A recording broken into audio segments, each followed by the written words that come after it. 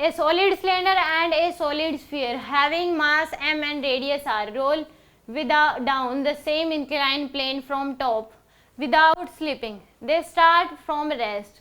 The ratio of velocity of the solid cylinder to that of solid sphere which they reach to the ground. तो यहाँ पे क्या है, incline plane है, ये एंगल कितना है थीटा, ये हाइट मान लो एच है. तो इस केस में having same mass and same rate, solid cylinder है, सॉलिड सिलेंडर, और एक आपको दे रखा है सॉलिड स्फीयर. दोनों का इसका मास भी एम है, रेडियस आ रहा है, इसका मास भी एम है, रेडियस आ रहा है. ये क्या कर रही है, रोल करते हुए आ रहा है इंक्लाइन प्लेन पे. रेशियो वेलोसिटी, जब ये यहाँ पे होंगे तो वेलोसिटी का रेशियो बताना क्या होगा.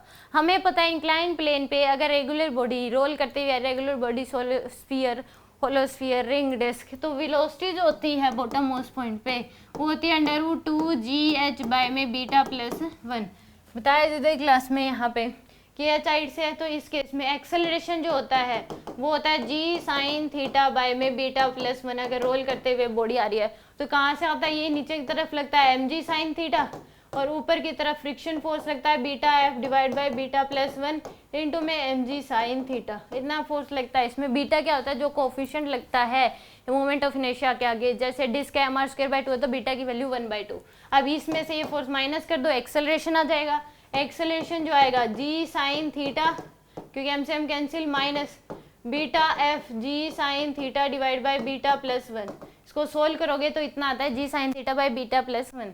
अब इस केस में वेलोसिटी निकालनी है तो यहाँ से यहाँ तक थर्ड इक्वेशन ऑफ मोशन लगा दो, या फिर सेकंड लगा सकते, थर्ड लगा सकते हो, तो आपके पास वेलोसिटी आ जाएगी.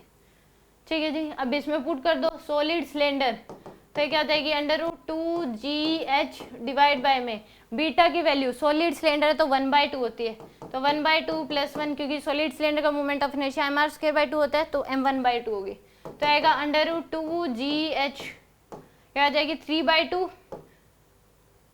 तो 2 ऊपर चला जाएगा, ये आ जाएगा 4gh सॉलिड सिलेंडर का. तो अगर सॉलिड स्फीयर का देखें वेलोसिटी सॉलिड स्फीयर की √2gh divide by beta plus 1, तो सॉलिड स्फीयर है, सॉलिड स्फीयर, तो क्या होता है 2/5, तो 2/5 प्लस में 1, तो आ जाएगा √2gh, तो ये 7/5, तो 7 5 ऊपर चला जाएगा, तो √10gh बाय में 7. अब रेशियो ले लो, रेशियो ले लोगे solid cylinder bye solid sphere, तो √4gh बाय में 3 इंटू में √7 बाय में 10gh.